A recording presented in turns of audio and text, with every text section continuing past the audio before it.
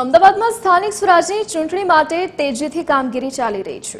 Strong રૂમથી EVM ડિસ્પેચની કામગીરી કરવામાં આવી રહી છે। બૂથ અધિકારી અને કર્મચારીઓને સ્ટેશનરીનું વિતરણ કરવામાં આવ્યું। શહેરમાં કુલ 16 સ્ટ્રોંગ રૂમથી બૂથ સુધી ઈવીએમ ડિસ્પેચ કરવામાં આવશે।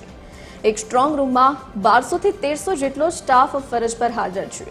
સીસીટીવી, હથિયારી પોલીસ જેવી કડક સુરક્ષા વચ્ચે ઈવીએમ ડિસ્પેચ કરવામાં આવ્યા। ચૂંટણી સાહિત્ય, ઈવીએમ, હેલ્થ કિટ, ઓઆરએસ જેવી વસ્તુઓ સાથે ટીમ બૂથ પર ઈવીએમ પહોંચાડશે। આજે અમદાવાદ મહાનગરપાલિકાની સામાન્ય ચૂંટણી 2026 આજે રિસીવિંગ અને ડિસ્પેચિંગ છે। આજે ડિસ્પેચિંગના દિવસે અમારા ટોટલ 248 બૂથ છે।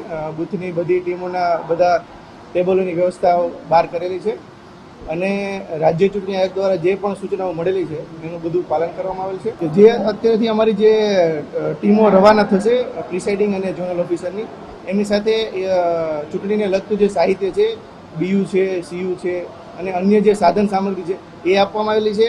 અમદાવાદની અંદર ટોટલ 48 વોર્ડ છે, એટલે ટોટલ 16 રિટર્નિંગ ઓફિસર છે, એટલે ટોટલ 16 ડિસ્પેચિંગ સેન્ટર બનાવવામાં આવેલા છે।